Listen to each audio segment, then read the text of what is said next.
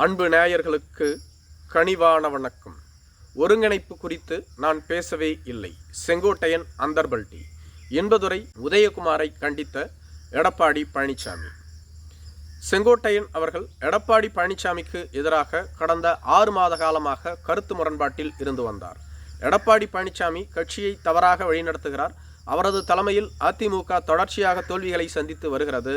எடப்பாடி பழனிசாமி 10 தேர்தல்களில் தோல்வியை சந்தித்து விட்டார். 2 தேர்தல்களை புறக்கணித்து விட்டார். இதற்கு காரணம் அதிமுக வலிமை இல்லாமல் உள்ளது. அதிமுகவின் மிக முக்கிய தலைவர்கள் அதிமுகவிலிருந்து வெளியேறிவிட்டார்கள். அவர்கள் அனைவரையும் மீண்டும் ஒருங்கிணைக்க வேண்டும். அவர்களை ஒருங்கிணைத்தால் மட்டுமே அதிமுக வலிமை பெறும். சுயநலத்தை விடுத்து கட்சியின் நலனை கருத்தில் கொண்டு அவர்களை ஒருங்கிணைக்க வேண்டும் என செப்டம்பர் மாதம் 5ஆம் தேதி செங்கோட்டையன் அவர்கள் 10 நாள் கெடு விதித்திருந்தார். ஆனால் மறுநாளே செங்கோட்டையன் அதிமுகவின் ஈரோடு புறநகர் மேற்கு மாவட்ட செயலாளர் பதவி மற்றும் அமைப்பு செயலாளர் பதவியை பறித்தார் எடப்பாடி பழனிசாமி. மேலும் செங்கோட்டையனின் ஆதரவாளர்கள் 50 பேரின் பதவிகள் பறிக்கப்பட்டது. அது முதல் செங்கோட்டையன் அமைதியாகிவிட்டார். அதன் பின்பு செங்கோட்டையன் டெல்லிக்கு சென்று பாஜகவின் மூத்த தலைவர்களை சந்தித்து பேச்சுவார்த்தை நடத்தினார். அப்பொழுது பாஜகவின் தலைவர்கள் அனைவருமே செங்கோட்டையனிடம் நீங்கள் அமைதியாக இருங்கள், தற்பொழுது கட்சியை ஒருங்கிணைக்க பார்க்க நீங்கள் முயற்சிகளை மேற்கொள்ளலாம், அதே சமயத்தில் அது தேவையில்லாத பிரச்சனைகளுக்கு கொண்டு செல்லும், உங்களையும் கட்சியிலிருந்து நீக்கிவிட்டால் மீண்டும் உங்களை இணைப்பதற்கு மிகப்பெரிய சிக்கலாக மாறிவிடும். சசிகலா, ஓபிஎஸ், டிடிவி தினகரனை கட்சியில் இணைக்க எடப்பாடி பழனிசாமி ஒப்புக்கொள்ள மறுக்கிறார்.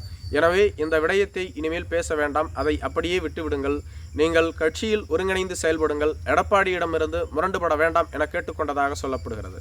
அதன் பின்பு செங்கோட்டையன் அவர்கள் சசிகலாவின் முக்கிய தளபதி ஒருவர் ஓபிஎஸ், டிடிவி தினகரன் போன்றவர்களை அடுத்தடுத்து சந்தித்து ஆலோசனை நடத்தினார். ஆனால் செங்கோட்டையன் நான் அவர்களை சந்திக்கவே இல்லை என்றும் மறுப்பு தெரிவித்திருந்தார். அதன் பின்பு தமிழக சட்டப்பேரவை கூட்டத்தொடர் தற்போது நடைபெற்று வருகிறது. இந்த கூட்டத்தொடருக்கு செங்கோட்டையன் அவர்கள் அதிமுக சட்டமன்ற உறுப்பினர்களோடு கலந்து கொண்டார். மேலும் கரூர் பெருந்துயர சம்பவத்தில் பாதிக்கப்பட்ட மக்களுக்கு ஆறுதல் தெரிவிக்கும் விதமாக அதிமுகவின் சட்டமன்ற உறுப்பினர்கள் சட்டையில் கருப்பு பேட்சை அணிந்து வந்தார்கள்.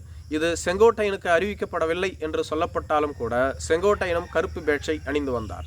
மேலும் இது குறித்து செங்கோட்டையனிடம் கேட்டபோது நீங்கள் அதிமுகவை ஒருங்கிணைக்க வேண்டும் என 10 நாள் கெடு விதித்திருந்தீர்கள். அந்த 10 நாள் கெடு முடிந்து விட்டது. உங்களது அடுத்த கட்ட திட்டம் என்ன என கேள்வி எழுப்பப்பட்டது. அதற்கு செங்கோட்டையன் அவர்களோ நான் அவ்வாறு பேசவே இல்லை. அதிமுக ஒருங்கிணைக்கப்பட வேண்டும் என்பது அனைவரது விருப்பம். அதை மட்டுமே கூறினேன். அதிமுகவை ஒருங்கிணைக்க வேண்டும், அதற்காக நான் கெடு விதித்தேன் என்பது எல்லாம் உண்மைக்கு புறம்பான ஒரு செய்தி. மேலும் பத்திரிகையாளர்கள் வேண்டுமென்றே திரித்து இதுபோன்று செய்திகளை வெளியிட்டு வருகிறார்கள். இதுபோன்று நான் எப்பொழுதும் கூறவே இல்லை என பல்ட்டியடித்தார். மேலும் எடப்பாடி பழனிசாமியோடு அவர் ராசியாகிவிட்டதாகவும் கூறப்படுகிறது. வரும் தேர்தலில் கோபிச்செட்டிப்பாளையம் தொகுதியில் செங்கோட்டையனுக்கு பதிலாக வேறொருவரை நிறுத்த எடப்பாடி பழனிசாமி தயாராகி வருவதை அறிந்துத்தான் செங்கோட்டையன் அமைதியாகிவிட்டதாக சொல்லப்படுகிறது. மேலும் செங்கோட்டையனுக்கு கோபிச்செட்டிப்பாளையம் தொகுதி வரும் தேர்தலில் ஒதுக்கப்படுமா என்ற கேள்வியும் எழுந்து வருகிறது. மேலும் செங்கோட்டையனின் அமைதிக்கு காரணம் விஜய் தான் என்றும் சொல்லப்பட்டு வருகிறது.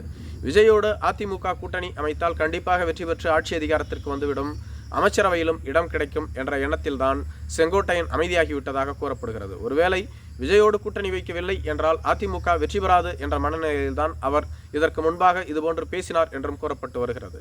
மேலும் ஆர்பி உதயகுமார், என்பதுரை போன்றவர்கள் விஜய் அதிமுகவோடு கூட்டணி வைக்க தொடர்ந்து எங்களிடம் கெஞ்சிக் கொண்டிருக்கிறார், நாங்கள் யாரையும் அணுகவில்லை என்பது போன்று பேசினார்கள்.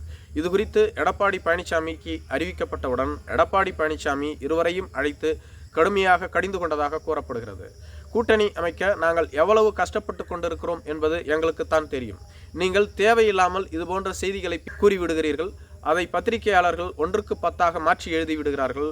இதனால் கூட்டணி உருவாகக்கூடிய சூழ்நிலையில் கூட ஒரு சில கூட்டணிகள் தவிர்க்க முடியாத காரணத்தால் புரிந்து விடுகிறது. இதுபோன்ற செய்திகளை இனிமேல் நீங்கள் பொதுவெளியில் பேச வேண்டாம். கூட்டணி குறித்து தலைமை மட்டுமே பேச வேண்டும், மற்றவர்கள் இது குறித்து பேசவே தேவையில்லை என கடிந்து கொண்டதாக கூறப்படுகிறது. நன்றி.